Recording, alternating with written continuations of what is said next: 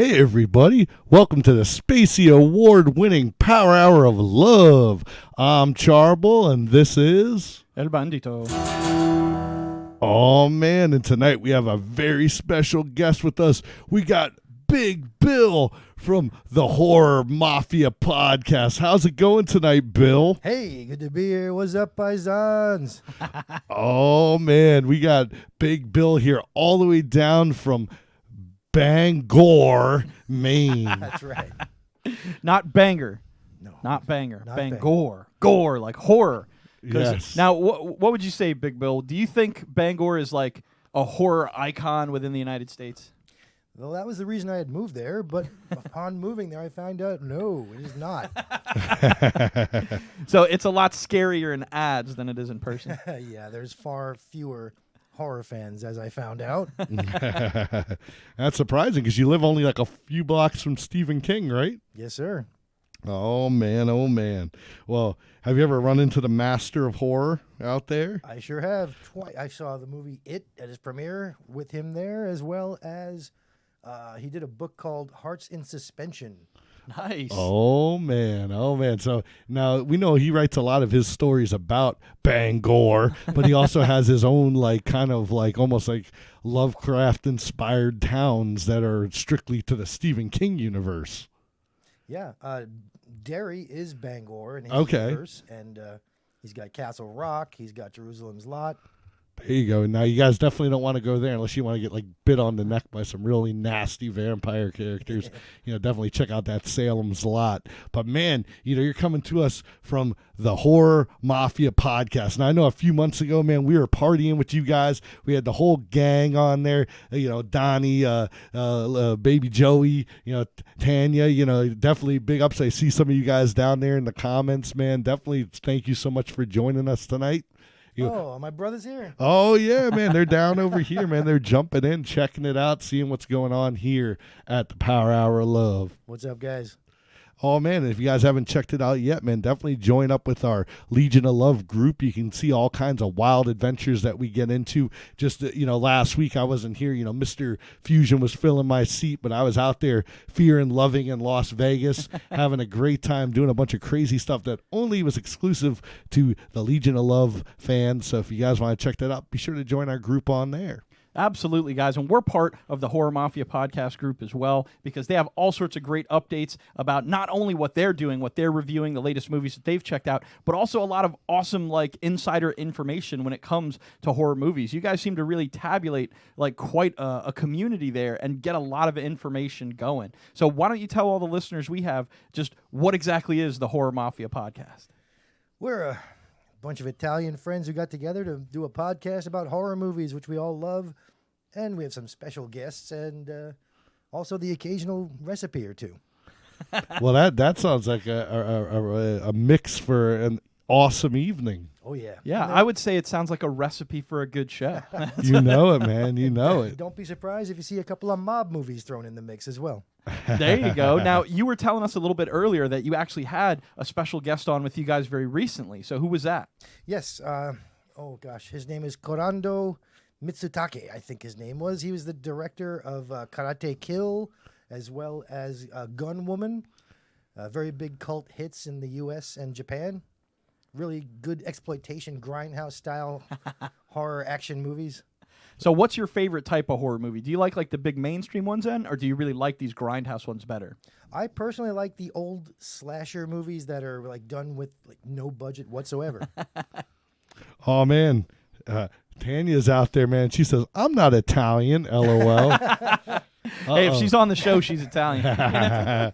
She's part of the family. There you go. We've adopted her. Oh, we got Joey C out there, another member of the Horror Mafia. Oh, man, Mikey B, one of our Legion of Love members. How's it going, guys? Definitely throw down some awesome stuff in the comments, man. We'll get to chatting. But right now, we're talking to Bill about some of his favorite horror stuff. So, it's definitely stuff that they talk about on the Horror Movie Mafia podcast, which they can check out through Apple and all the other great... Oh, yeah, Apple, Google, you name it, all the places you can get podcasts. You can also find us online at horrormafiapodcast.com or the Horrorphilia Network of Podcasts. Oh yeah, man. Now so like you said, man, you've been away from Florida for quite a while. So now you come back, you're checking things out. I mean, what do you think of the scene down here in Florida? What do you think of the horror scene down here? Well, I think the horror scene's actually boomed since I was gone. I hear there was a convention out here. They did. They had the Treasure Coast Freak Show that they did up at the Fenn Center up in Fort Pierce.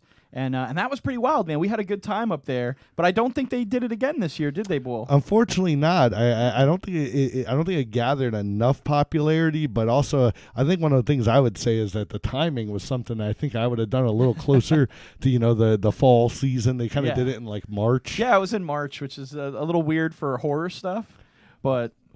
Spring break can be scary. Oh, yeah. Hey, yeah, the Spring Break Massacre, right? Yeah. Shout out to Mike Hoffman. Absolutely, man. Yeah, we love Mike's films. And actually, that leads us into another section, man. Like, if you guys didn't know it, man, we've got, a seasoned actor in the house with us tonight.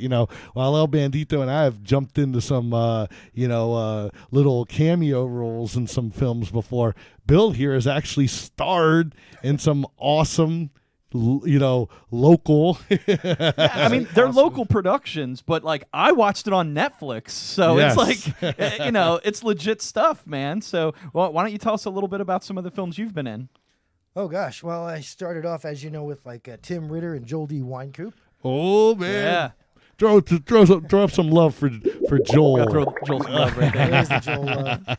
I did those and I moved on and went with fellow horror fan and Floridian Michael A. Hoffman. Did Scary Tales 1 and 2. Oh, man, Dennis Fry in the house.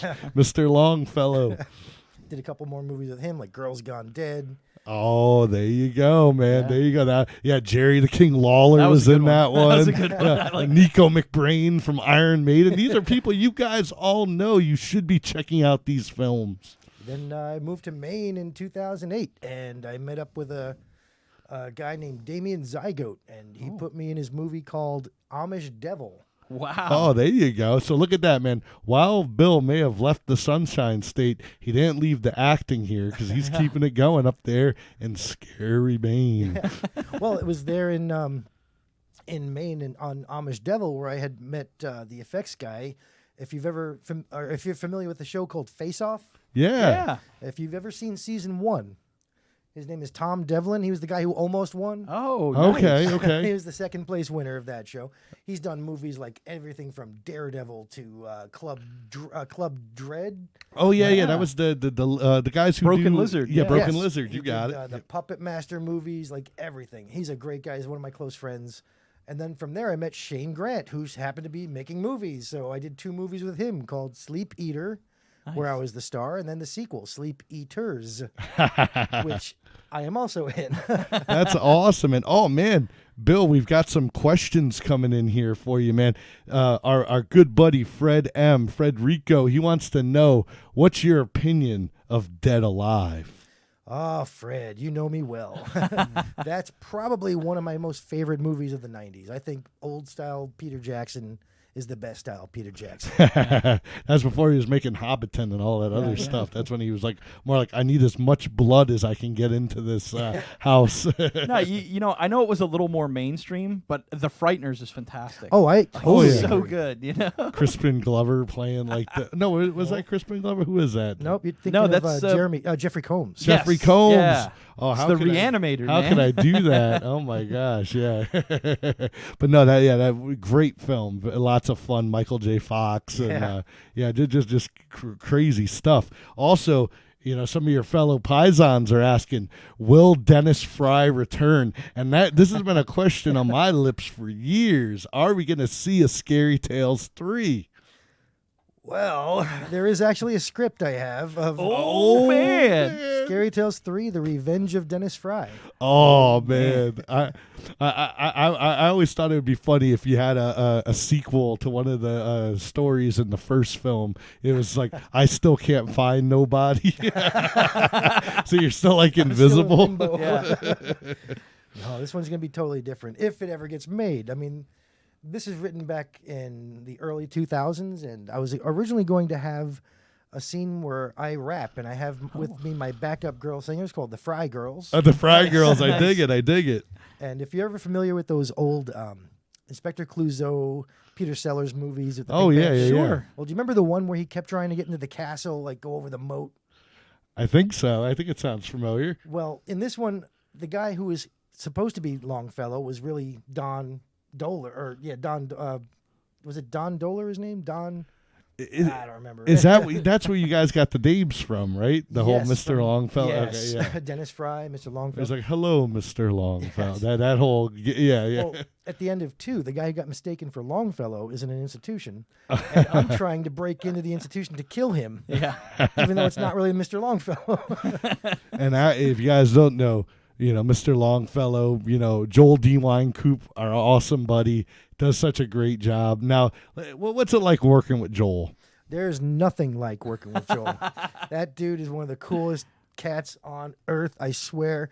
We hit it off on the first time I hung out with him on set of, I think it was Creep.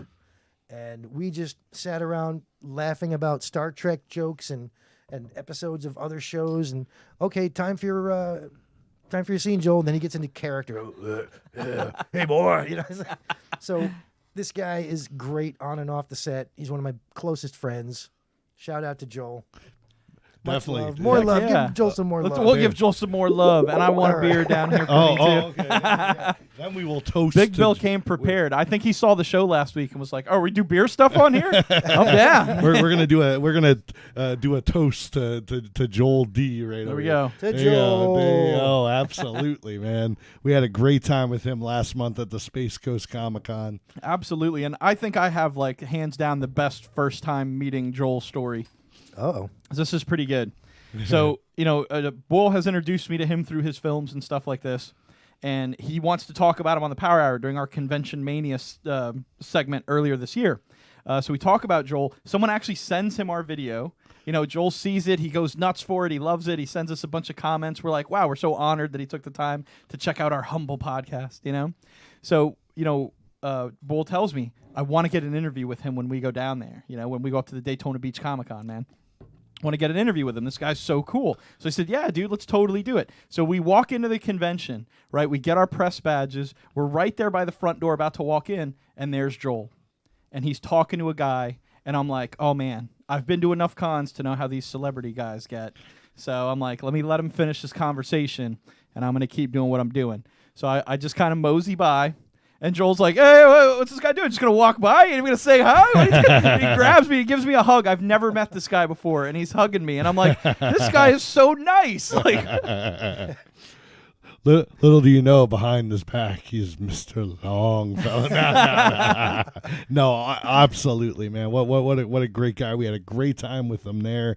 Did at least probably like a good half an hour interview with him, which was just great, man. Yeah. And it was just so much fun, man. He had all of his DVDs there, so you can take your pick, man. But man, Scary Tales, just such a great film, especially if you're a resident of the Treasure Coast. You got to watch Scary Tales because you're gonna see places you're gonna be like, I know where that is, and it just adds to a lot of that fun. Now that might still be on Netflix, right? Because wasn't that on Netflix for a while? I think very briefly, but I think that might be a Well, I think they put it up seasonally, right? For like October or something? yeah. Keep an eye out on your subscriptions, guys, out there, and see if you can catch Scary Tales, man. So much fun, and of course the sequel. Now tell them in the sequel who you got paired up with. I know this was like a dream come true for you, Bill. Oh, yes.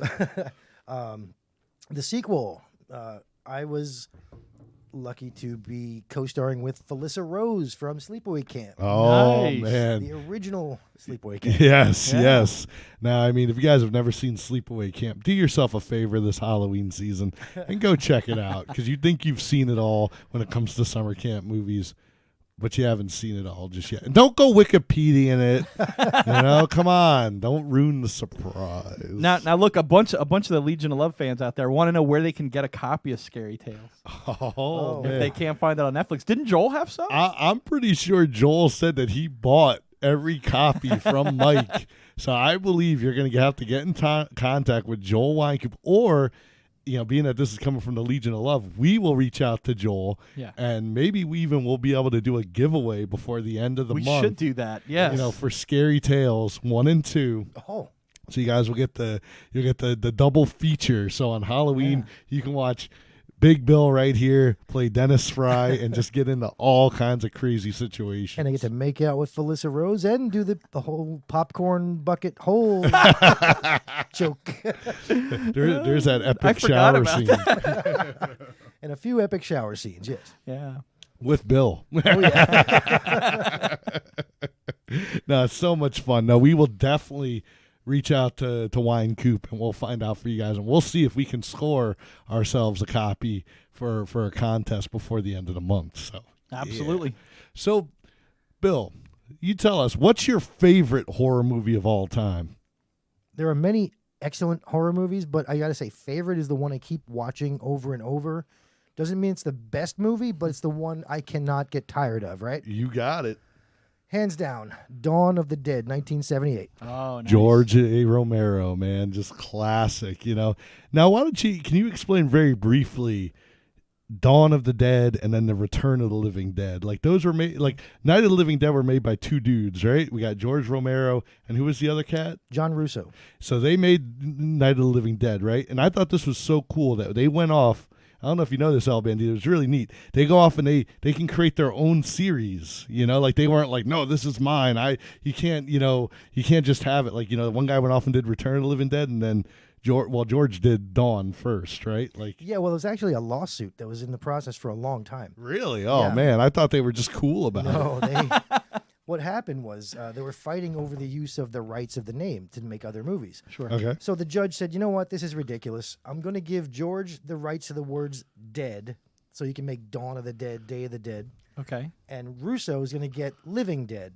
Okay. Okay. That's why the difference is there. Okay. Gotcha. So there you go. Once again, man, we need our horror aficionado, Big Bill, here to really set the record straight, because most of the time I know maybe like 7 or 25% of what I'm talking about. Yeah. See, that's the thing. When me and Bull get together, like, we fill in those gaps, and we manage to get to about 85 to 90% on most topics. But my 8% of horror knowledge really doesn't help him any. Hey, man, Hey, it's look, always Mike agrees with me, by the way, on Dawn. Oh yeah, Mikey B, man. Man, I mean, if there was a guy that I've probably watched more horror movies with, it would have to be Mikey B, man. Well, zombie movies. That's what I meant to say. Not just horror movies, but zombie movies. I know he's a big fan of them for a long time. Hellraiser, says Justin K, man. Yeah, definitely, guys. All you guys out there watching, throw down in the comments. I seen Sean Barber out there, buddy. What's up, man? I know Steve Z's out there watching. Throw down what your guys' favorite movie is. Me and Senior Bull will tell you what our favorite horror movie is. Kazam. No, honestly, I don't watch a lot of horror movies, but I like ones that terrify me for days on end, that I just think about what happened and I'm like, oh my God, like that could just happen to me. So I have to say, one of my favorite scary movies is The Leprechaun. That shit could happen to any one of us. Yeah, Warwick Davis, got me gold. I know. You might have to. True story. You might have to pretend to hook up with Jennifer Aniston, and that's just scary. There you go. And you got Franklin from Pee-wee's Big Adventure hanging around hating your house. Go ahead, Bull. What's your favorite movie, and then I'll try to think of one of all time favorite horror movie. Horror movie. Yeah, the one like Bill said that you go back to the well on every time. Evil Dead 2. That doesn't count. Come on, Evil Dead's not a horror movie. Evil Dead 2. No, Evil Dead 2? Okay, yeah, I guess that's pretty much a horror movie, isn't it? I would still consider the first one a horror movie too, but I was thinking Army of Darkness, which that really skates the line of horror. No, not Army, but no. Evil Dead 2. I see Frederico down there in the comments, man. He will we wore out that tape. Like, we would come home from school, put it on, play it, get drunk, play it, listen to music while and play it. Like, it was constantly playing, and we were just in love with that film, and from beginning to end we could quote it. It's just one of those things. The same thing, like Bill said, you sit down and you watch it. I could watch it over and over again, and I'm so happy that we got to catch that in the big theater a few years ago. Morbid movies, much love. Absolutely, man. Yeah, that's definitely a great pick. Evil Dead 2, great pick, phenomenal movie. but I don't just want to copy you. So I'm gonna go with something that may seem a little weird, but I think probably my favorite, because I don't watch a lot of scary movies, is The Strangers. Okay. Because that was a movie that's like, that could just happen to you. Those were just weird, crazy ass people. And I thought it was filmed very well. I really liked the tension of it. The fact that we never really got anything explained to us very well. You didn't know why those guys were doing anything. But yeah, I dug that movie a lot. So I'm going to go with that. Yeah. Al Bandito, you know there's a sequel to that now. I did. Yeah. I heard about that, and I figured it was probably terrible. So I don't know. Was it good, Bill? I have not personally seen it, but Okay. everybody I know who has said it's better than the first one. Wow. Real quick, Bill, look who just joined us down Hey. here. Speaking of love, look who's here. Oh, Joel D. Winecoop has man. joined us in the house, man. Man, we've been talking about you for half the show, Joel. He's so, like man, Beetlejuice. We just needed to say his name one more time. He showed up. Oh, man, we got a couple shout-outs here for favorite movies. Phantasm from Joey C. Night of the Creeps. I do want to say Jason was probably joking when he says the Langoliers, Jason Tate. But believe it or not, that was made in Bangor in the airport. They actually had to close off half the airport to film it looking deserted. Really? Yeah. So that was right there. So where you flew out of. Where I flew out of. You Sean Barbara, Showgirls. Good call back to Scream right there, buddy. Candyman. There you go. Yeah. Tony Todd. Much Candyman's love. a good one. You know, Evil Dead 2, Fred M, of course. Evil Dead 2, Dead by Dawn. Tanya says she's still going with Army of Darkness. Hey, it's a great film, Yeah. but you know, I don't know if I'd say it's my favorite horror film, but man, what an awesome follow up to the first their second movie. I just find it hard to classify that as a horror movie. Do you guys think that? I agree. Okay. Yeah, it's too much comedy. Oh, Mikey B House. I just showed this to Party Man Will a few months ago, and he was like, "Dude, that was the weirdest shit I ever seen." And I'm like, "Really? Out of all the stuff we've watched, House, you know, from William 1980." Cat, really? Or Houseu? No, House. Like, remember With the William Cat. Yeah. With the spearfish or the thing Yeah, on the wall. right. Yeah. You know, on the wall coming alive. The garden tools chasing them through. Well, look, we got Bobby J out there on YouTube checking us out, saying Sinister. Sinister. Okay, so yeah, more current. You know, Bagul. Isn't that the name of the guy from Sinister? Bagul, yes. Yeah, Bagul. You know, Terrifier's another great Yeah. new film. If you guys haven't checked it out, I know that's on Netflix right now. That's Look at this. Crazy. This is a good one. Steve Z says Event Horizon. I will admit that movie was scary as hell. Yes, it was. Was that supposed to be a horror movie, or was that like a sci-fi movie? It's a horror sci-fi, like Okay. Alien. Look at Tanya says Wreck. I agree with Yeah. that. That's a really good one. I haven't seen that. What is that one, Bill? Oh, there's an American version of it called Quarantine. Oh, okay. So if you've seen Okay, that- I remember that. That had the girl from Dexter, was Dexter, in yes. it. Yeah. Yeah, what's her name? Something Carpenter, right? Yep, Jennifer Carpenter. There you go. Look at Justin K. Power Hour Love Drinking Game. Every time one of these guys names a Star Trek actor, they have to take a sip. Hey, Joel, help us out with this. Well, the one movie that we saw last year that I thought was great as far as new horror movies go, probably one of the best ones we've seen, was Happy Death Day. Oh, yeah, I love that one. That was PG-13, so but good. fun, I know. right? It was a Yeah. lot of fun. Oh, Mr. Fusion. Dream Warriors, you know, Nightmare on Elm Street 3, definitely a classic. I know they were quoting some horror films, you know, hey, ready for prime time, bitch, you know, friggin' slammed them. You know. Loved it, man. Hey, what if it's only people who weren't like a bridge officer? So if you can name an actor that wasn't a bridge officer. Yep, I could. There you go. Now, aside from horror movies, man, Bill, I know you play a lot of games. Yes, Like, we're friends on Steam. You know, definitely check me out on there if you guys want to play some games. I'm Charboil. He's D3 Chavez. Well, not Bill, No. but El Bandito's D3 Chavez. Bill, do you want to share your Steam credentials? Sure. or- If you want to join me on Steam, I'm FX Guy 1969. There you go. Well, man, I remember I was like, man, I got a lot of games on Steam, but then I went and looked at Bill's profile. This guy's got a lot of games on Steam. What do you have, like 300 games No, on it's like there? 600 on Steam and another Whoa. 500 on GOG. And Oh my Wow, gosh. man, that's awesome. Bill is a collector of all. Oh, you Yeah. ready? I am a collector of beers as well. Now, where do you find time to tabletop and play video games, man? And Because that watch is movies. crazy. Yeah, and watch all these movies. Do you just do them all at once, like you're gaming and roll some dice and you watch over the other monitor's got a movie on it? I don't have the time. That's the problem. Well, definitely, so if you had to pick, like let's say for the Legion of Love, if there was like one horror or, thriller game out there that you're like, man, for this Halloween season, you guys should check this game out. It doesn't have to be a new game. It could be an older game. I'm glad you said that. But yeah, go ahead, man. Let us have it. What would you recommend? All right. There's one game that ever scared the crap out of me, and I'm going to tell you what that is.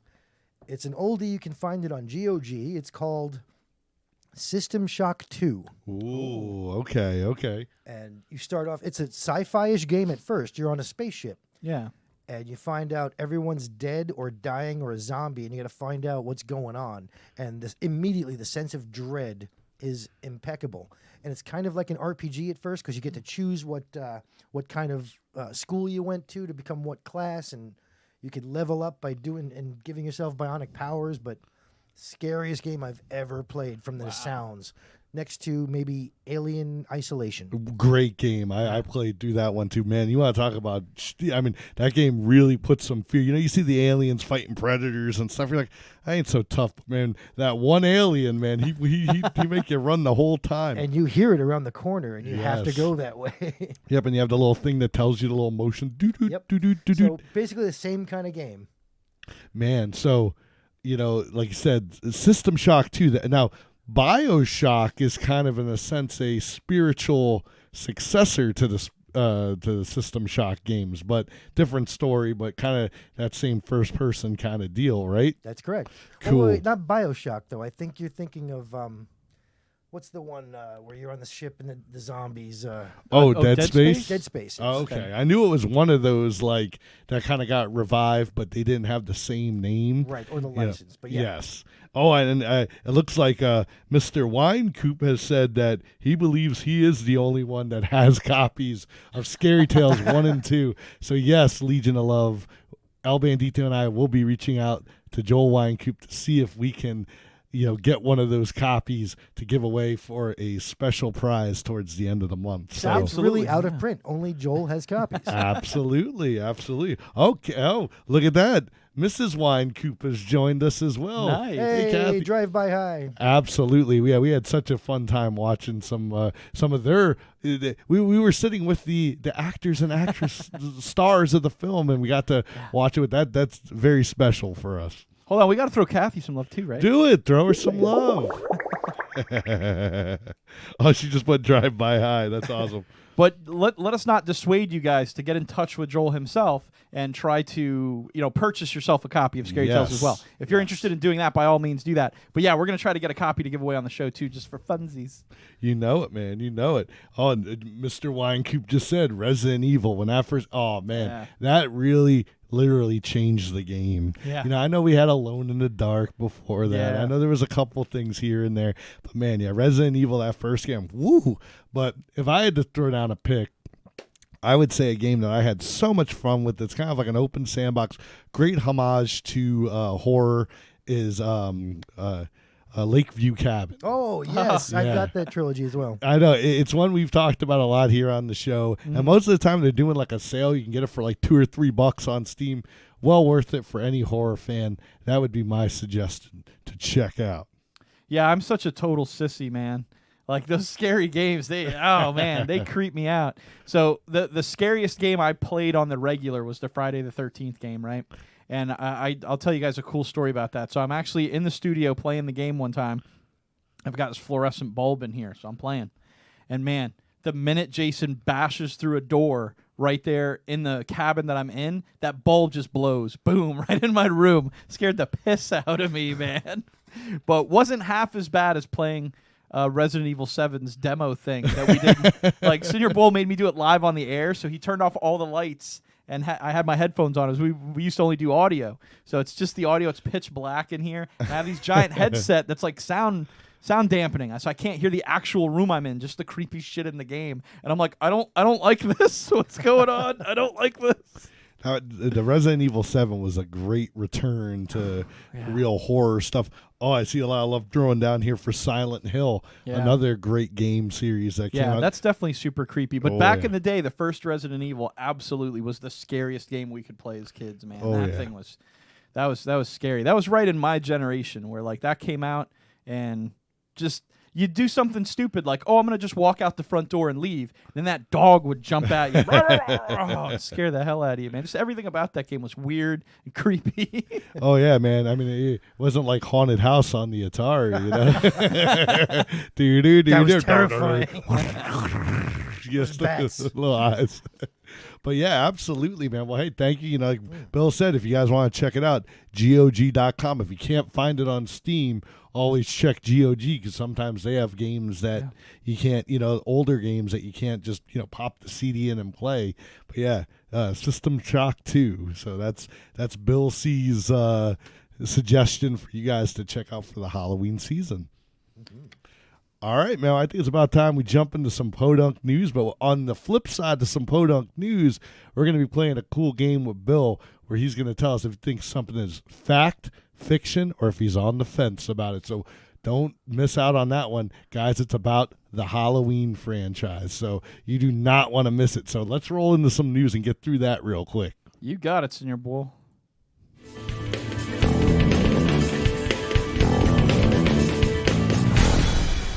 PoDunk News. All right, man. If it's your guys' first time checking us out tonight, this is the time where we talk about the crazy stuff that's going out in this PoDunk world that we all know and love. What do you think about the PoDunk News, Bill? It's one of my favorite segments, actually.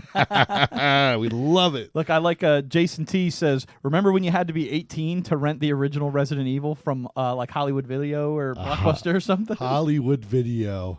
Man, movie gallery, Hollywood Video. I mean, we want to throw out. You have any? Come on, throw one out, Bill. What was an old video store around here? Around here, you mean? Yeah. Oh God, what was the one on US 1 and PSL Boulevard, run by that guy Jose?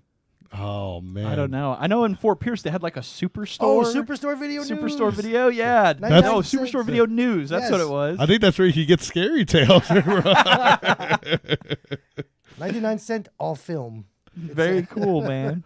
Awesome. No, definitely. One-stop video. There you go. That was Sean Barbara's, man. They were all over. But sorry, guys. Sorry. Wait a little. Back to the news. No problem, guys. All right, we're going to start off tonight talking about some video games. What's up? Oh, yeah, man. Well, we don't know for sure yet, but... Oh, actually, there was an update to this story this morning, Senior. Let them have it. Oh, man. Sorry. Hot minute. Do it. I love it. I left this story here for you to read, and I forgot I updated it, so I'm sorry. But Do it. Okay, so the lawsuit surrounding Friday the 13th, right, and Victor Miller has come to a close in favor of Victor Miller, right? Mm-hmm. So that sounds kind of bad, but it also sounds like it's finalized, so maybe there's some traction. But Horror Inc. says that they plan to appeal the decision, which means they're going to take it back to court and continue to delay the game process. So it sounds like Jason, the Friday the 13th game, and its DLC will finally stay dead. It's probably... dead in the water here on this. But it is cool that they will continue keeping the game on servers and, making sure it works right and stuff like that. Like, they're not going to abandon the game. They just can't make any new content for it. Yeah, it is a shame. It definitely that kind of got sucked into all that business. But, yeah, what's your feelings on that, Bill? We know you're a huge Friday the 13th fan. Oh, yeah, Jason's my boy. I actually heard that they are going to be bringing out some more DLC. However... it'll be free and based on, if you're familiar with the fan film that came out called Never Hike Alone. Yeah. No, okay, yeah. They're going to bring in that Jason and that setting because it's not owned by. Yeah, by Victor Miller. Yeah, part of the ruling is that he only technically owns the Pamela Voorhees and Jason Voorhees kind of character. Like, he wrote that original story. But Horror Inc. owns the hockey mask wearing Jason that kind of took prominence later on and, first appeared in...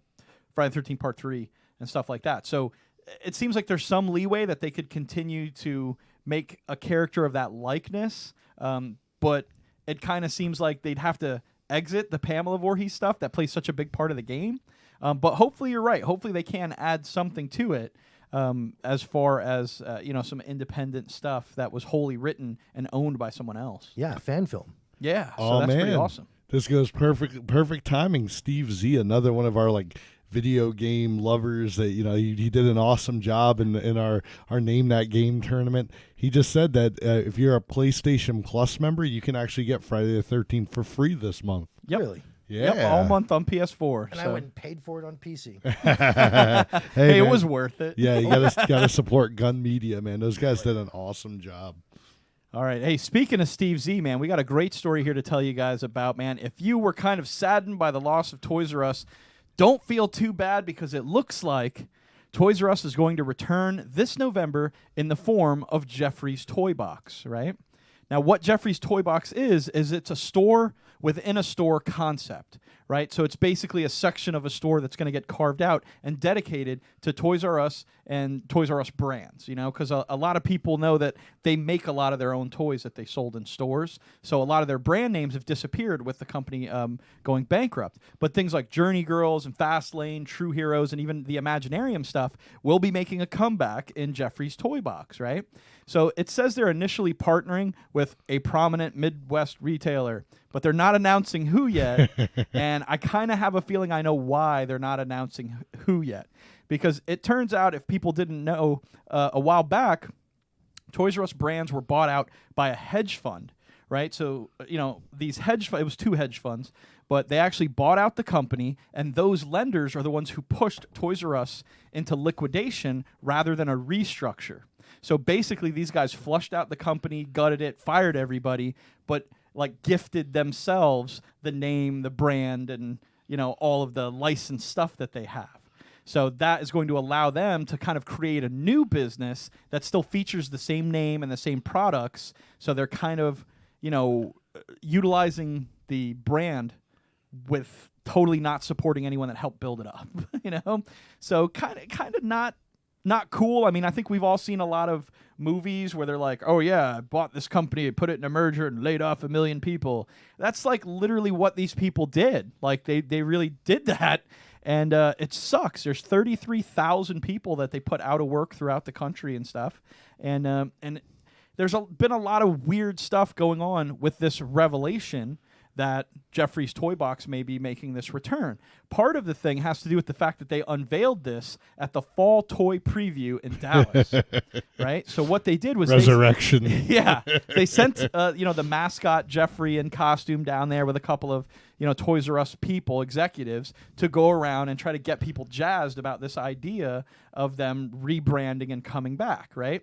But most of the people at the Fall Toy Preview are people that they totally screwed over. Right?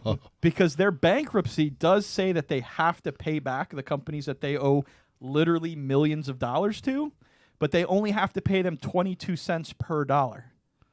So they're paying them back less than a quarter of what they owe them. And when you're talking about millions of dollars, that really adds up to a ton of money.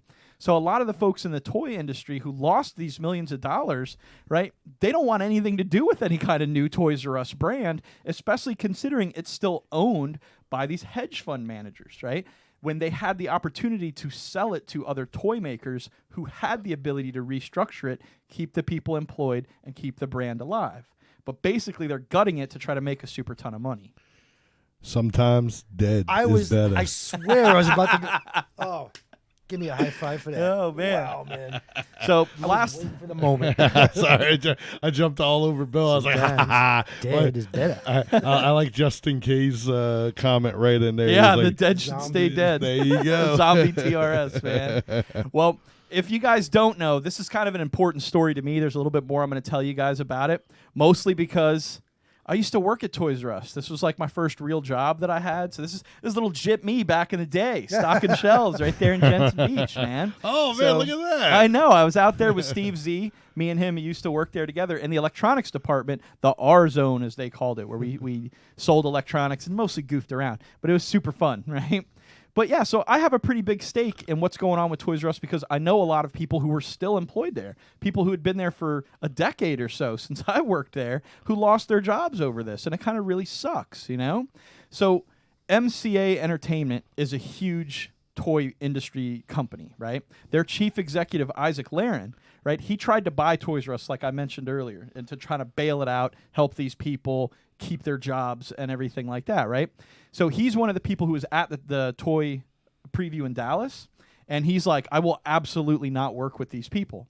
He's like, I think it's crazy for them to show up now and say that, hey, you know, we know we're paying you guys back next to nothing from what we owe you, but let's all get jazzed and like have my mascot goof around for the fact that we're going to return, but not in their own brick and mortar store. So let me tell you guys why that's important, right? Think of it this way. A toy manufacturer like MCA Entertainment, they make some of the most popular toys on the market today, but they have to sell those toys to retailers like a Walmart or something like that. They have to have space on their shelves to put it, right? That's kind of how they decide what they want in their stores and what they don't. It's how these people make money. It's what the fall preview is all about, right? But Toys R Us has just showed up saying they're going to start working with retailers to carve out whole sections of their store that they're going to dedicate to just Toys R Us stuff. So it's like, you're not going to pay us back our money. You're directly competing with us manufacturing toys, and you're taking space from stores instead of providing space like Toys R Us used to do. So, like, tri-fold, this hedge fund is totally giving it to the toy industry, man, and I feel terrible. And one of the wildest things about this story was that over the weekend, the Toys R Us brands, you know, all the different things affiliated with them, they all relaunched their social media after being dark for 4 months since June. Within hours, they had to take it down because thousands of people were just posting scathing comments about losing their jobs and, you know, just the whole dynamic of what went down there, you know, and, you know, other toy manufacturers writing bad stuff. So they pulled it down. It was down for about 12 hours. I heard it's back up today. But, boy, they are going to have a real uphill battle, and no one wants to work with these hedge fund guys. So it sounds like, yeah, Toys R Us may be making a bit of a comeback, but it might be a little bittersweet.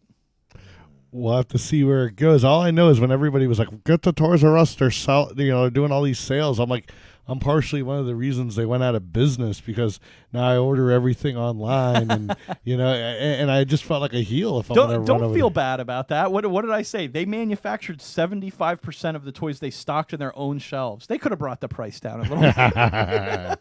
Absolutely, man. Well, definitely we'll have to see where this Jeffrey's toy box goes. Yeah. Sorry to rant about it a little bit. Like I said, it's a place I worked at for about 4 years as a kid. Loved it, man. So I'll always be a Toys R Us kid, man. I know there's a lot of cats out there who feel the same way. There was that classic Bandito photo there. We don't see a lot of those. Damn. Do you like that? It's gone already. It's in the past. They're moving on. But God, I look so thin. I was sexy as fuck. That'd have done me. All right. Sometimes he's going is better. He's going all Buffalo Bill over there. I'd do me. Would you do me? Start putting on the lips. But anyhow, in the chapstick, there you go. All for the Legion of Love, baby. Oh man. Well, all right, you're up, Senior Bull. Oh well, I don't know if you guys have heard yet, but man, Amazon is putting out a live version of The Boys. That's right, and man. I know, you know, Garth Ennis, and you know, man, that guy, he can tell some twisted tales, man. So I mean, I'm glad that it's going to be on Amazon because I don't think they have as many restrictions as some of the other places, so they can really take this to the max. I don't know if they're going to be able to do like, you know, the imitated characters that, you know. Well, considering they're pretty legit parodies, I think they can get away with a lot of that. So? You know, yeah, I think so. Now, one thing I heard, you know, right there, you can see him in the picture. I thought picking Carl Urban to play Butcher is like spot on. That's like, dope. Really? I think that's great. And I don't know all the other actors that are and actresses that are playing, but yeah, Carl Urban. What do you think, Bill? Simon Pegg, of course. As, Well, they cast this guy. Like, this is an actual photo of the actors. So this is the guy playing Wee Huey right here. Oh, that's really the actor. Yeah, huh? yeah. Yes. See, like, this is really Carl Urban. And then I don't really recognize a lot of these other guys either. But yeah, a lot of people are like, why has this guy got so much freaking hair? Oh, they said he was the butcher. That's him as Wee Huey. Well, no, Carl. Urban, Carl Urban's the butcher over here. Oh, that's but the butcher. this How come guy he looks like is Wee Huey there? No. He's right. Yeah. Carl Urban is the butcher. Yeah. So yeah, the other guy. Okay. Yeah. But but you know, remember Wee Huey's had the shaved head. Yeah, that's true. Well, either way, I know Carl Urban is playing the butcher. I think that's an awesome pick. Yeah. You know, and definitely, you know, I'm just very interested to see how far, because I mean, there's some real this comic was so wild that DC dropped it entirely. They were like, wait, somebody had a hamster stuffed up their butt? They're like, we're out of here, you know? So then Dynamite picked it up. I got to say, I think our Legion of Love is on the right same track as the boys down there saying El Bandito 10 out of 10 would smash. These guys above know what's up. That's cool. If there's any girls in the comments that want to say something like that, that'd be cool. Now, I know there was a picture that they Well, thank showed you. the 7, you know, which remember that was like the superhero team. Yeah. You know, and they looked pretty. Yeah. Not the Justice Hey, League. it's the Does It Justice League. Does it Justice League? You got a picture of Because them. they're probably going to be better than the actual Justice League, you know.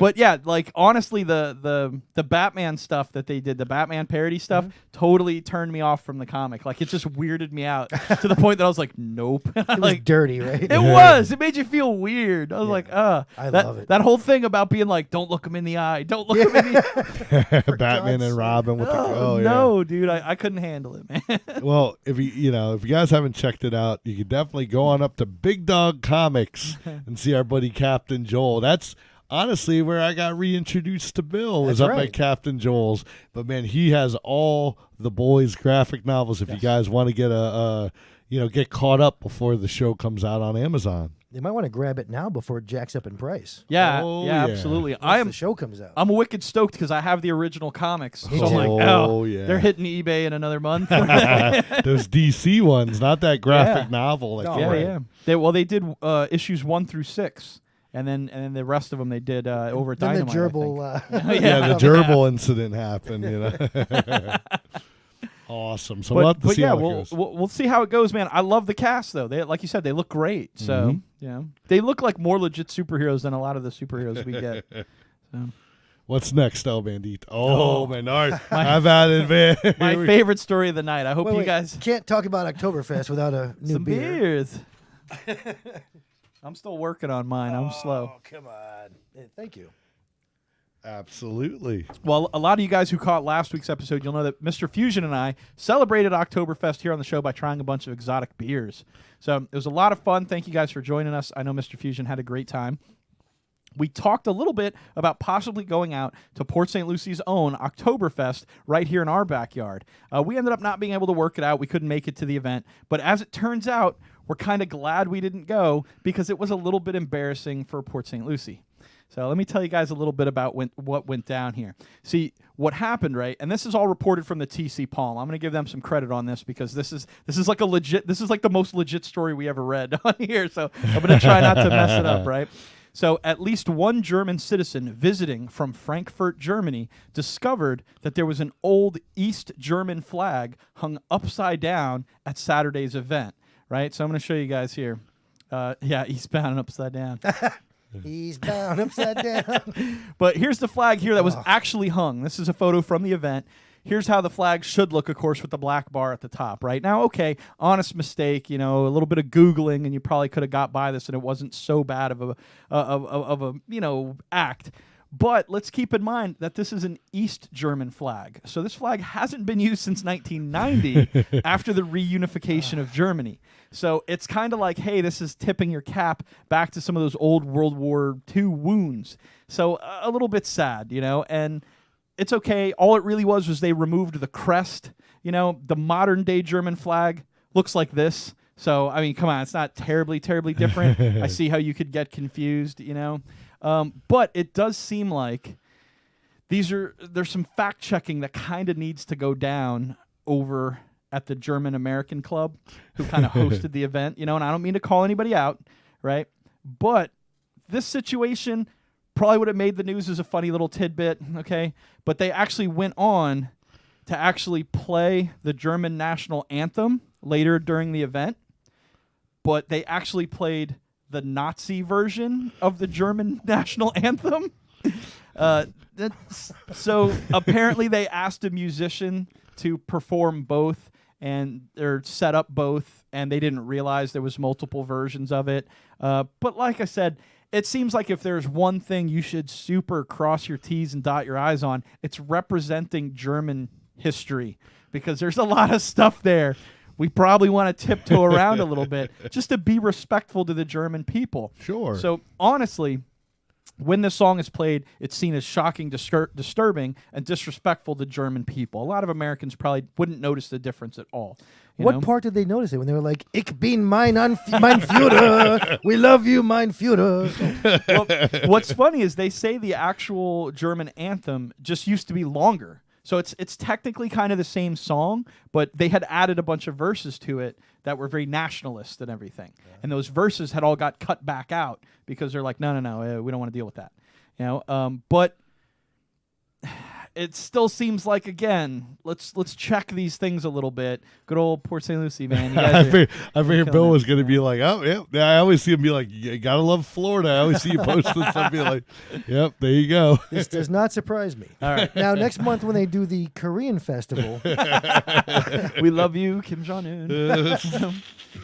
But now, don't feel too bad, guys, okay? Because I know a lot of people are probably out there face palming. I can't believe I live here. This is so crazy. But don't feel too bad. In just 2017, so just last year, the United States Tennis Association did the exact same thing at a national tournament, right? Where they had to apologize to the German team afterwards for playing that version of the German national anthem. So apparently it is sort of similar. But again, I think if we're going to host a big event for German people, let's kind of cross the T's and dot the I's. PSL officials, for the first time in a while, right, actually handled some government business properly, because I haven't seen a lot of news about government business getting handled properly. But they apologized and said the city would like to apologize to anyone who was offended by that piece of music being played. It appears to have been an honest mistake that the wrong song was chosen, or the wrong version of the song was chosen. However, the city will take steps to ensure that this will never happen at any future events. Oh, so you know what I heard? Is that they're saying this was really a parody. They're going to call it Mocktoberfest. And we're really going to have it next week. And instead of brats and sauerkraut, we have freedom fries. Oh, man. So anyways, guys, it sounds like it was a rockin' and exciting time at Oktoberfest. I'm kind of sorry I missed it. I know Mr. Fusion was just down there saying, man, I'm glad we dodged that bullet. That would be us, like, under that flag going, hey, look at us. Doing our podcast from there. Oh, jeez. All right, man. So what's next? All right, next up, we're moving on to some local love, man. So we're going to tell you guys about something fun and exciting coming up this week in our backyard right here, South Florida. Oh, yeah, and I know... Bill, you're going to dig this one, man. You know, we love our buddies over there at Morbid Movies. Every month, they bring one of the classics back to the silver screen down in Lake Worth. This month, you know, for Halloween, they're doing a double feature. It's Pumpkinhead and the original Halloween. Nice. Yeah, double feature. Yeah, back-to-back Grindhouse style. So. Oh, yeah. Is this at the drive-in? No. It's at the Movies of Lake Worth down in Lake Worth, which is it's... I hate to use the word old, but like a classic theater. You know, it still it doesn't have the stadium seating or anything like that, but it's really nice. Like, it's a smaller theater. They upkeep it really well. Great selection of candy. We always joke about that when we're plugging this. But like the few times we went, I'm always like, I'm gonna get a hot dog and a Charleston Chew. Yes. Where else are you gonna buy that? Man, you know, I know Big Bill's gonna be hanging in Florida for a little while. Man, this upcoming Friday. October 12th. Man, we're so close to the 13th right there, Friday the 13th. That was last year. But yeah, so it's tickets are for the double feature, it's $16 or it's $8 per film. So if you don't want to see Pumpkinhead, you just want to see Halloween, you just pay $8. If you want to see both of them, bam, $16 gets you in there for at least 3 hours of awesome movies. Probably have a little intermission in between. And, yeah, man, down at the Movies of Lake Worth at 9:30. Are they still doing their raffle and everything? I'm pretty sure, man. You go in, you get for the first 100 people, you get a button, and you get a raffle ticket. And they always have some really cool sponsored prizes that they give away at the end of the night. Man, I got to say, Eric G down here is like, at least they didn't play anything by Rammstein, you know? Some Wagner or something out there, right? But I heard El Bandito is half German. You know, like, yes, I was raised German, you know. My last name is Ryer, so it's actually the German word for crane. The crane? Like the crane kick? No Ken defense? No, like a heron, like a bird. Gotcha. So more like a Fraser crane, you know. There you go. That's why I wear my fancy bow ties on my show. There you go, We all know man. Frasier is very German. Well, definitely, if you guys want to check out an awesome set of movies, go check out Morbid Movies this weekend. Absolutely, guys. Let them know the Power Hour Love sent you. Oh, yeah. All right. Last but not least, we've got the headlines, man. This, of course, is a rapid-fire segment of the news where we just like to give you guys the headlines of some big stories that you probably already seen or can Google in 2 seconds. So we won't waste a lot of time, but we did want to mention them. All right, here we go, man.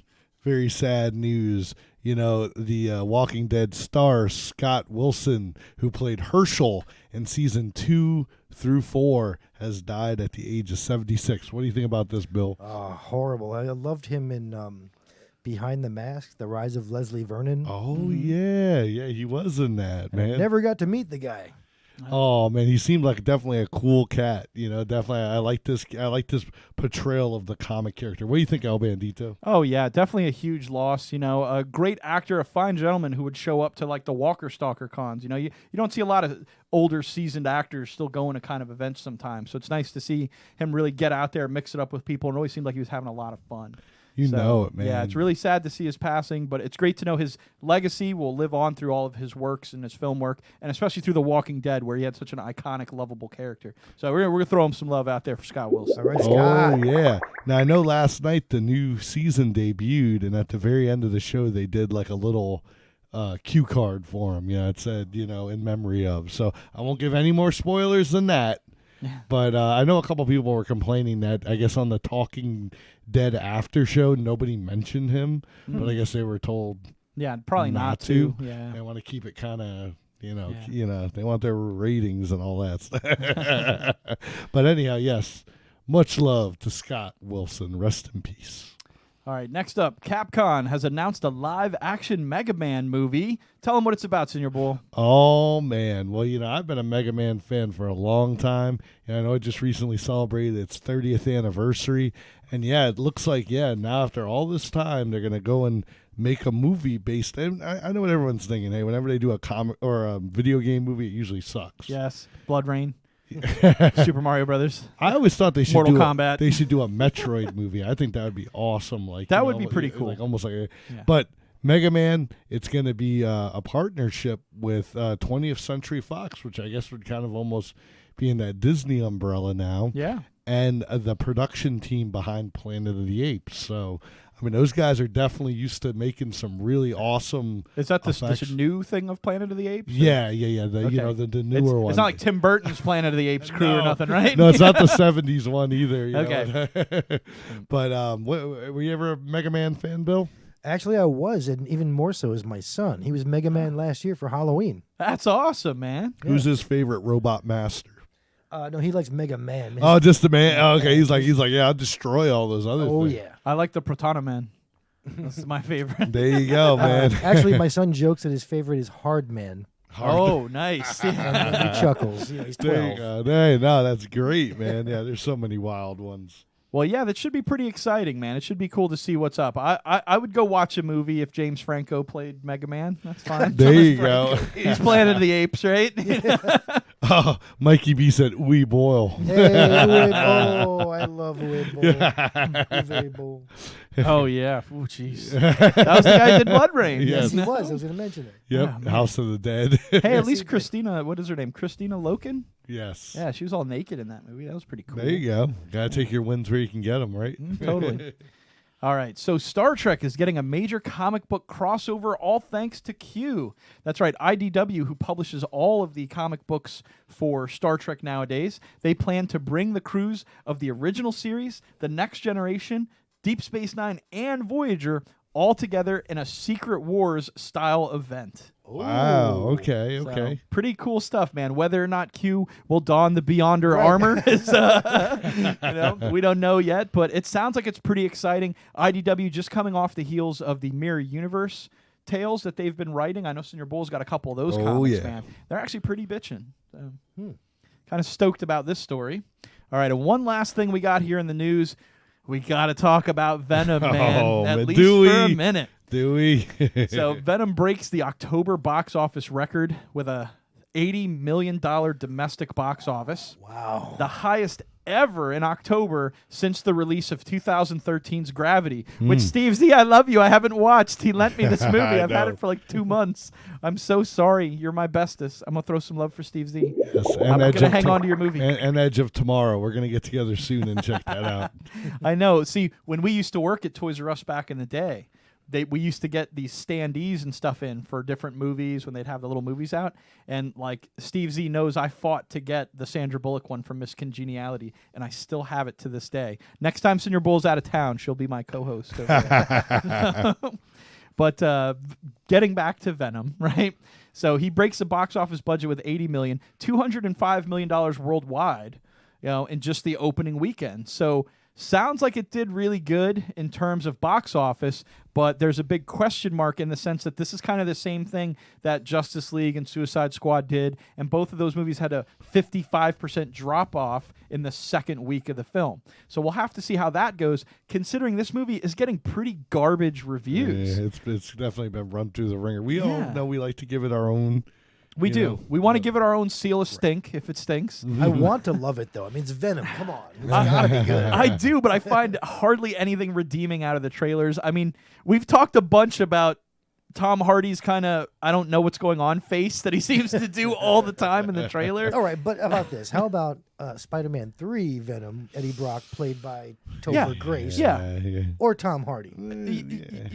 I'm fine with Tom Hardy playing the part. I think he's great. But I think the direction that they're giving the movie is just really way off base. For one, he looks very milky. Like he looks milky all the time. I don't know if it's just like not good CGI or what. I try to stay away from the trailers. So yeah, I hear you. I try to, but I'm like, this one's such a gamble for me that I feel like it's gonna crush some little boy bits of me inside, Yeah. And I'm trying to steer clear of it. 30% critic score on Rotten Tomatoes. Oof. Right now. All right, you can't trust Rotten Tomatoes though. 89% audience score. So, obviously, I tend to lean kind of more towards critics just because that's just the way the chips fall. I don't really support audience scores most of the time. I guess I have a little bit more of a unique view. Where do you think you fall in that category, Bill? I personally think that Rotten Tomatoes goes by what the movie studios pay them to give it a fresh score. Yeah. So I always discount whatever they say. But as far as the audience reviews, that probably isn't far-fetched. So I'm thinking people do like it, but maybe it's the mainstream audience, not people who are familiar with the comics like you and I and Boyle. Yeah. Well, let's go to the Legion of Love and see what they have to say. Tanya T says, I want Venom to be good. We did too. Jason T says, my nephew saw it and said it was great. Yeah, I hate to say he's probably a kid. I mean, if I saw this when I was 10, I'd be like, that was the best. He had a poop in his pants and he said it was pretty good too. No, I don't know. All right, Mikey B says, everything I want to love, I end up hating. Oh, man. This is like any Star Wars after the original trilogy. Yep. Steve Z. Yeah, he nailed it right there. We should see Venom. Can't be worse than Solo. Oh, you mean Soilo? Oh, my gosh. All right, let's do 30-second review, Bill, because you sound like you've seen it. Did you see Solo? No. No? Oh, okay. Well, we don't torture ourselves, El Bandito. No, it wasn't torture. I went with Steve Z. We had an enchanting date out there to go watch this movie together. Well, I mean, that would make it worth going to see. But I know. I wish I had rewatched Scary Tales before I went. Got some more tips on that popcorn thing. I don't think I was doing it right. That's awesome. But yeah, Steve Z, if you want to go check out Venom, man, we should go do that. But don't be surprised. I feel like I'm gonna hate this movie going in. We should do before and afters, like before we go in, like do a video and then right afterwards Oh man. All right. Well, I think that's gonna wrap it up for PoDunk News, but don't leave yet because we got some awesome stuff coming towards Big Bill here, where we're gonna play a little game called Fact, Fiction, or Fence. All right. Let's head back to the studio. Oh man! Oh, you like that, right? Wow. Right, Bill. Man, it's pretty cool. It's like, it's like one of those cut scenes. I can sit up again. I'm the news up here. Awesome, man. Well, okay. Here's the way we got it, Bill. We've scoured the internet and we found some of the craziest fan theories out there based around the Halloween franchise, okay? Yes. And we know you're a fan, right? You like Halloween? Yeah, of course. I mean, how could you not be? If you're in the horror mafia, you got to love Halloween. I'd be sleeping with the fishes. Exactly. So, I mean, by the name, I don't think it takes too much, description, but if you think it's something that you would be, like, it doesn't matter if you're like, oh, I know it's not. If you're like, I think that should be a fact, you tell us it's a fact. Yeah. If you're like, no, that's going to be fiction, that's garbage, fiction. Yeah, or if you got some super inside info that explains why something would never work, feel free to hit us with that, because that would be super cool as well. And all of the Legion of Love members, everybody out there watching, feel free to write down your comments while Bill's thinking and describing his answer to let us know what you think as well, man. We love to hear what you guys are all about, what's going on in them beautiful little brains ears. All right. And, of course, if it's defense, if it's something where you're like, I don't hate it, I don't like it, but I think it's kind of cool, you could say the fence, I'm down. Cool. All right, so most of these are going to focus around Michael Myers. William Shatner mask wearing that was repainted. Awesome, original killer in the. And he's right behind you, Bill. Oh, there he is. Look, he's watching you, poking Bill. His eyes out. So you bet, yeah. All right, man. So the first one on our fact, fiction, or fence is number 1. Dr. Loomis is actually the same Sam Loomis from Psycho. After the Bates Motel incident, he decided to go back and become a psychiatrist. I mean, spoiler alert, everyone, technically kind of Dr. Loomis dies in part 2, so it almost kind of line up with Psycho 2, but I've talked too much. Bill, what do you think? I am saying fiction because of that fact. Oh, because of the death? Because I know that in Halloween, he was named after the character from Psycho. However, he dies in Halloween 2, and in Psycho 2, he's already dead. Mm-hmm. And she never says anything about, he died from some mass serial killer in an explosion. But in a way, I mean, I'm not trying to, you definitely, you get final call on it. But don't you think that would also push Lila Loomis to be more like, no, Norman cannot get out. Look what happened to your father. I mean, it's an interesting theory. I know it doesn't hold a lot of water. It doesn't, but it's still interesting. Correct. Cool. So you're definitely gonna hit that one with a fiction. I cannot immediately be said, I thought that when I saw it too, going not the exact theory, but the same. That's cool, but wouldn't that work? Probably not, because one, Haddonfield is in Illinois, and where's Psycho? In California. So, no. Yeah, the distance definitely does throw some fiction on.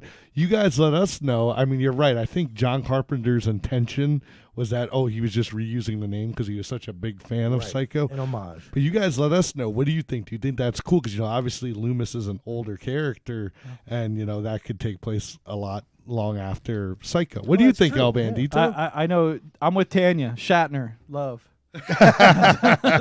That's what she put, and I'm down with that. So that's awesome, man. Well, cool. Okay, so Bill's gonna say fiction on Dr. Loomis being the same Loomis from Psycho. Right. Okay, this next one I think is really cool. I when I read it, I was like, man, that's a really neat concept. All right, the clown mask that Michael Myers wore as a child was actually made by the Silver Shamrock Company. Now, the whole idea would be that, Silver Shamrock are the villain of Halloween 3, and, their masks were to murder all the children. But this would almost be like a prototype in, like, the 1960s that, kind of, or 1958 or whenever that actually happened, that would lead. What do you think? I've never heard this hypothesis, and guess what? I like it. You like that one, right? I really like this one. Wow. Mind blowing. I'm saying fact. Because you remember when they pull the mask off me? I mean, he looks. At first, he's not doing anything but looking in on his sister and her boyfriend. Yeah. Once he puts that mask on is when he really does the deed. Mm-hmm. There you guys go, man. Like, I'm right there. Bill's slamming that one with a fact because he thinks it's awesome. I thought it was really neat. So, yeah, you like that one, I do. Awesome, and I'm glad we got one that you hadn't heard yet. What do you think about that, El Bandito? I have never seen a Halloween movie, so my comment will be that I can't wait for the Shamrock Shake to come back to McDonald's. The Silver Shamrock Shake. Now, El Bandito, at some point we're gonna at least just have to watch Halloween 3 just so you could see this annoying jingle that they sing. Which one's Jamie Lee Curtis in? I want to watch those. She's a babe. No, that's those are the first two, but Okay. she's in some of the later ones too. But Okay. according to this new movie, We don't that's need to watch any like old ones. I don't want to see Activia or Jamie Lee Curtis. Activity. No, these She newer was great in Scream Queens, though. Did you see that, Bill? Oh, yeah, that was I a loved cool it. ass show. That was a pretty good one, man. But yeah, we'll watch Halloween 3 sometime because it's a very unique entry in the series. Now, it was hated when it first came out, but it's really grown as like a cult classic, for this film. It's actually my favorite sequel in the entire series. There you go. Yeah, I mean, you're right. I mean, I'm really looking forward to seeing what they do with this new movie where they kind of just ignores does it ignore everything besides Halloween 1? Yep. So even two? He's not even his sister, her brother now. Oh man. Right. Dang. Okay. All right. So all right, we're gonna move on to number. So there you go. We got one fact out of Bill, man. That's awesome. All right. So number 3. All right. Michael Myers is actually autistic. He doesn't speak or exhibit. He has almost like ritualistic behavior where he continuously that kinda repetitive, almost OCD like behavior. Exactly, and he kind of he has an obsession with something. Now, of course, his obsession is with killing people. So, how do you feel about that? That theory About Michael Myers being autistic. They didn't know what that was back in '78, so they didn't say that. So that's possible. However, I really don't know because it doesn't show that he has any symptoms of doing repetitive things. For instance, in the original movie, Loomis says he just sat there quietly with those eyes, the devil's eyes, and never spoke. But then suddenly, the day of his escape, he jumps into a car and drives it. Yes. How did he know how to drive? Like, Yeah. I think even Loomis asked the head doctor. He's like, he someone must have given him lessons. said something like, well, he doesn't know how to drive. He was doing a great job last night. The way he yelled at her. Autistic though, maybe he studies people and can see how to drive by watching people do it. Yeah.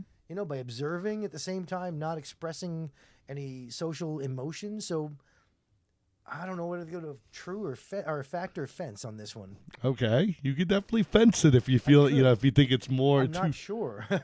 Now, I remember. I know we're going to try not to get into too many of the sequels because he said they really muddy the waters. But in Halloween 6, we find out that the head guy that Loomis was talking to is actually a member of the Cult of Thorn, who most likely probably showed Michael Myers how to drive.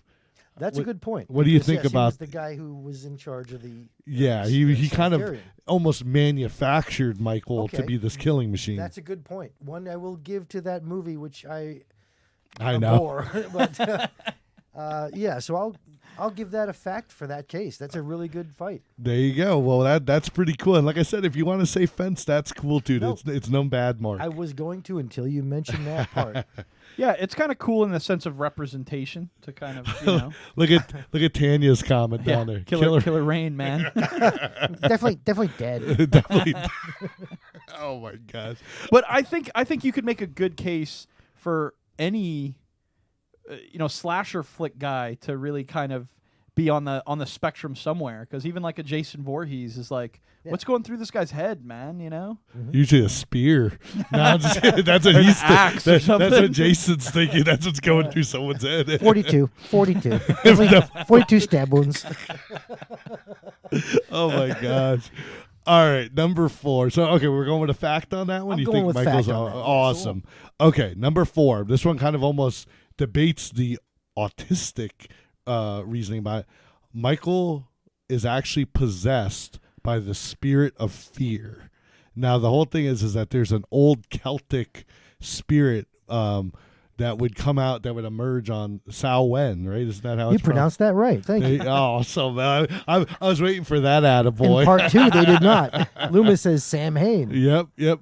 And now the whole purpose of this demon is to resurrect, or is to come out on Halloween or Samhain and pretty much cause stuff to make people fear it.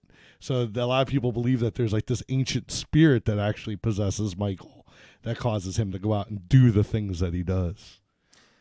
The darkest eyes. Sorry. The devil's eyes. Yeah.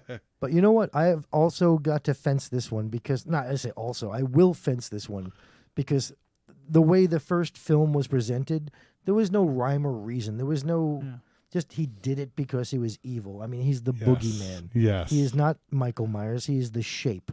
He is just a being that kills. How about the random guy he like killed on the side of the road for some clothes? Well, yeah, remember for that his guy? jumpsuit, yeah. For his I mean, what about that poor guy? So You know? I can see the fact that maybe he was possessed because I'm assuming up until that one Halloween night, he was a normal kid. He spoke, he had fun, he played games, and then suddenly, bam, he became this evil kid possessed. Maybe possessed. I don't know. I would say fence. Now, see, in my very limited knowledge here, I'm piecing together a little bit of what you guys are saying. So he was a regular kid. He saw his sister and their boyfriend like making, Yes. and then he killed them. No, not them. Not just them, her. but he just went on a killing spree after that. Well, he killed his sister, then he got institutionalized. Okay. And later, when he grew up, Okay. he escaped. You know. Yeah. And killed 3 people. Yeah. Now, and one of them was a guy he killed, and that's the iconic jumpsuit he wears. He killed the guy to get the jumpsuit. Well, when he escapes from the institution, he's like literally wearing like, you know, with like the little thing with the whole, you know, the back cut out, you know, like a little, you know. Yeah. And so he needs like regular clothes or someone's going to immediately say, hey, it's an escapee. So on the side of the road, like he literally kills some guy and like gets that jumpsuit that And he's wears. driving around in a sanitarium. Yeah, exactly. Like as if that wasn't a good idea. Take the other guy's car. I know me and Bull, we rag on new movies all the time that feel like as part of their story, they need to tell you about moments that are just superfluous, like how Wolverine gets his jacket in the X-Men franchise, where Han Solo got his blaster from. You're like, that's ridiculous. In 30 years, this guy would never buy a better gun. You know, like that doesn't. He's a criminal. You need good guns, but. That sounds exactly like that. Like they wrote that movie today, and we're like, "Oh, we got to have him a reason for him to have that jacket." You know?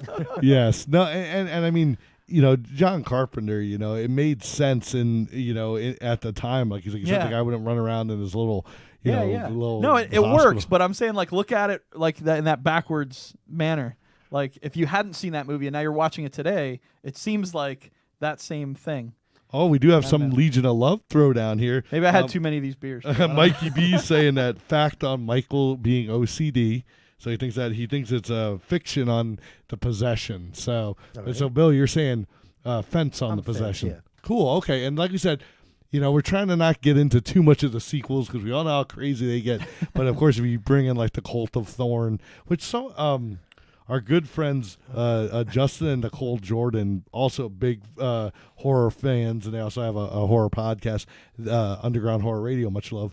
They said that if you read the book, I guess there's actually like a novel Yeah, I've adaptation. actually had the first 2 novels. First 3 novels, actually. I guess they said if you read the book of Halloween 6, like it gets more and more into like how they corrupted Michael and all this stuff that happened. So, you know, I guess there's a lot of backing to that whole possession thing, but I agree with you. I think that's a fiction thing. I don't want to hear about any novelizations. But here, okay. What matters is what happened in the movie. There you go. All right, number 5. This one, all right, I want you guys to kind of forget the current season of American Horror Story. Okay. Because I think it's kind of this is a cool twist. Yeah. Done. Many people believe that Michael was the little boy at the end of the first season of American Horror Story. Being that, you know, Michael Landon, huh?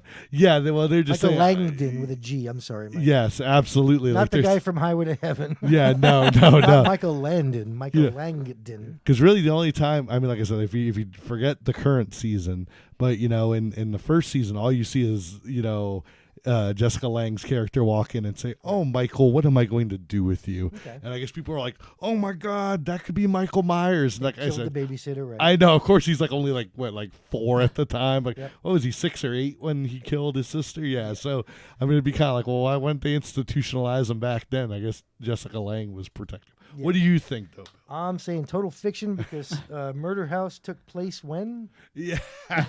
I think these last 2 are going to be like, well, no, that just doesn't add up just due to the time, but they're fun. So oh, yeah, fiction. it's a fun little hypothesis, but I disagree with it totally. It's totally fiction. You're right. Yeah, the timing just doesn't add up, which will slide really quickly into this next one, which I was just like, what? I had to throw it on here, though.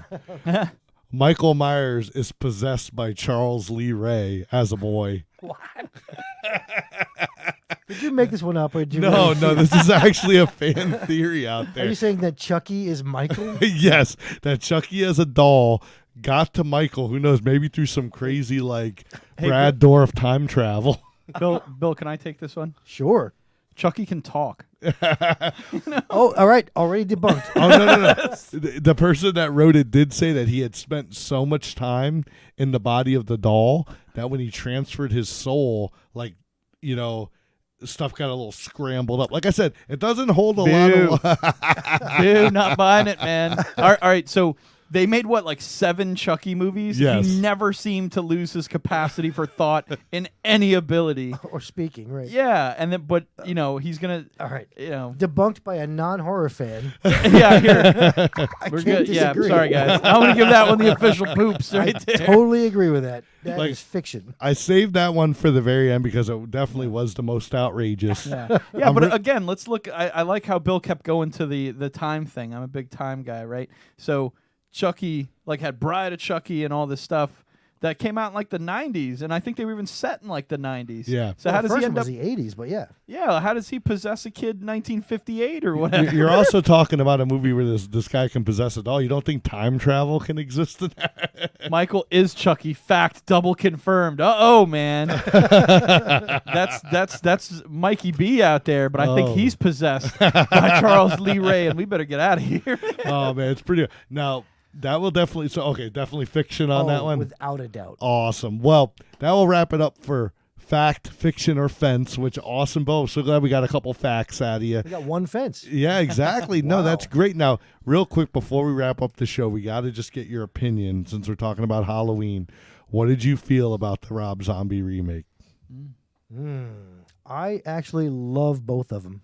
Really? Even absolutely love them. Most of the time people say they're okay with the first one, but they do not like the second. Nope, I'm a big fan of both. We actually got a chance to meet Tyler Maine. He's a big dude. Me too, yeah. Good guy, yeah. Very, very big dude. He played Sabretooth. Yep. Yeah, he came out to that Treasure Coast Freak show. So really? He's out here. Nice. Yeah. Absolutely. So you're a fan, so that's great. Now, what did you like about... Okay, now I'm not going to say, did you like those versus the original, but what did you think they added to the film that made you like them? All right. I am always defending myself on sites about this, but I actually do think I like that Rob Zombie's first one I think is better than John Carpenter. I get a lot of crap for that, I know, and I get it because it's a big... People are invested in that first one. They're super fans. But I thought the first one, watching it again, I just bought it on 4K for $10 on Amazon. Nice. And it's slow as hell. I mean, the music is great. The camera work is great. The acting, everything's great. But watching it again, you're like, it's a slow build up to 3 on-screen deaths. Yeah. You're right. He definitely was. I mean, mass murderer kind of doesn't really. Watching Rob Zombies, and you see the kid as a kid and growing up and getting bullied, and you see what happens to make him snap. And I don't mind the grittiness and the redneck family. I think that fits. I mean, that the music, even Love Hurts. Yes. You like that Kiss song. God of Thunder. Dun, dun, dun, dun, dun. I mean, it's one of my favorites. But the build up to seeing this kid being molded into the monster that he becomes, I thought was brilliant. And his take on the mask and the way he lumbered around, I thought was great. I mean, he was definitely a force to be reckoned with. Now, what about Ken Foree showing up in there in the bathroom? That's how he got his jumpsuit. Yeah, that's how he got. See, there you go, El Bandito. Look, they even had to throw it in the remake. How did he get the jumpsuit? Well, look, I gotta say, this sounds like it falls into the category of me and Senor Bull go back and forth on this because he shows me a lot of old horror movies that probably would have been great to watch when I was a kid, and they're so hard to watch now because just the progression of storytelling has come so far. That's just it, right? Yeah. Today it seems boring. Exactly. Right? So I totally get what you mean, that you can look at something and say, I like this more. I can appreciate how iconic what they did was then, but I'll always watch this movie more because it connects with me and how your brain's kind of trained over time to absorb a movie, that we get so much more in an hour and a half than we ever used to. Oh, I agree. And that's just it with Rob Zombie's version of it. I get where he's coming from, and I get the way that he really does kind of need a backstory. Where I get that John Carpenter was just like, let's make a horror movie and put it on Halloween with babysitters. All right. Yeah, dude, the guy's mask is William Shatner. It's not exactly like they worked super hard at this. Right. They're just, hey, whatever, go stab a No, teenager. it is iconic, and it does deserve the due it has. Yes. But I think he added so much to it, to the characters, to the motivation. Even the gore was ramped up. Like everything about this movie, I loved. And I know I got Michael over here saying Part 2 is a chick flick, but I actually think Part 2 is great. You got a lot of face stabbing. It's more brutal and gory than the first one. You've got, in fact, you've got Weird Al Yankovic in a cameo, for Christ's sake. Now, Well, what do you think about his comment there where he says he's not a mass murderer or a serial killer, but a spree killer? That's true. Would you agree with that? Yeah? Yeah. Okay, very cool, man. He has Now- no distinction on who he kills. He just kills people for being there. Gotcha. He doesn't have a pattern. He's not a serial killer. Yeah. He's not a mass murderer. He's not killing a bunch of people at once. Right, He okay, goes on a yeah. spree and just kills who he finds. Makes sense. Well, we got one other good question here from Steve Z we'd like to hit you with, Bill. Do you have an opinion on the movie Hellfest that just came out? Do you think it's worth giving a shot, or does it look like Hollywood teen garbage and we should avoid it? Actually, I have not seen that one yet. I do have a screener. I didn't get a chance to watch it with all the craziness and coming down to Florida. Gotcha. I got to say, that Bex Taylor Kloss chick that's in it, I love that girl. She does it for me, plus, man. I think Tony Todd's in that one. Isn't he like the ringmaster or something I'm like really that? not I sure. think he has like a little cameo. I was very intrigued by it because it really makes you think of like Halloween Horror Nights and like when you go to those things. And if somebody did actually kind of go on a murder spree, I just think it's a cool setup. We'll just have to see how it's executed. Yeah. But sorry, I just want to wrangle it back in for one more. I know we're pushing the end of the after hours, but. Bill, what do you think about the new upcoming movie that's coming out later this month for Halloween? I am excited as hell to see it. I cannot wait. I will be there. In fact, I leave Florida on the 16th or 15th, and just in time to see it in Maine on the 19th. I will There be you there go. opening day. Perfect Nice, timing. man. Boom. Very cool. Well, we want to thank you, Bill, for joining us on the show tonight, man. It's been a super ton of fun. We've obviously got a ton of Legion of Love fans that were totally stoked to talk to you about some movie stuff. So thanks so much for taking the time to come in and hang out with us in studio, man. Oh, it's my pleasure. I love being here, guys. Thank you so much for the opportunity. Absolutely, man. Well, you guys definitely got to tune back in, man. All this month, we're going to be talking about crazy horror stuff, all kinds of wild stuff that we can all kind of share and communicate about. We might even have another special guest next week, but you'll have to wait to see our big announcement. But, man, I got to tell you all, Bandito, things are getting scary around here, man. Well, I know I am super stoked to say that we got to have the entire Horror Mafia with us one night via Skype, but it's awesome to have one of you guys in person. I was tweeting and messaging earlier today saying we got you on loan from the Horror Mafia podcast, but I know you guys are so psyched to also have us on your guys' show on an upcoming episode. Is there any word on release yet? Can we put any spoilers out on that, or do we gotta wait? We'll be recording this Wednesday, and it'll be dropping the episode, I believe, Monday, as always. Oh, Awesome. man. And can we tell them what it's about, Big Bill? Absolutely. Tell them. Oh, man. We kind of talked a little bit about Psycho earlier. Well, guess what? We're actually going to do a retrospective on all the Psycho films. We're talking 1 through 4, and I think we might even dabble a little bit in that Gus Van Sant I don't even call it a remake, refilming. Yeah. But thanks so much, Bill. Oh, my It's pleasure. awesome. I'm a big fan of the Power Hour of Love. You know Oh, that. thank you, man. Well, we're big fans of the Horror Mafia podcast. We want to thank, Baby Joey and Donnie and Tanya for joining us in the comments and hanging out with us and having some fun and spreading some love, guys. We can't wait to wrap with you guys on Wednesday. It should be a super ton of fun. For all the Legion of Love members and fans out there right now, make sure to join the Legion of Love. Make sure to join the Horror Mafia podcast.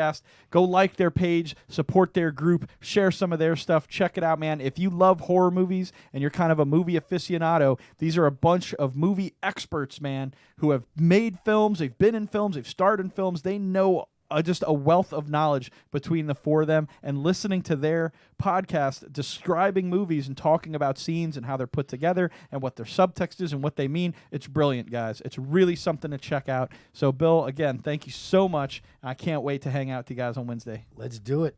All right, man. We'll be catching you guys next week for the Power Hour of Love, 9 o'clock live here on Facebook, YouTube, Twitch, man. But until then, We'll be catching you guys later. Yeah.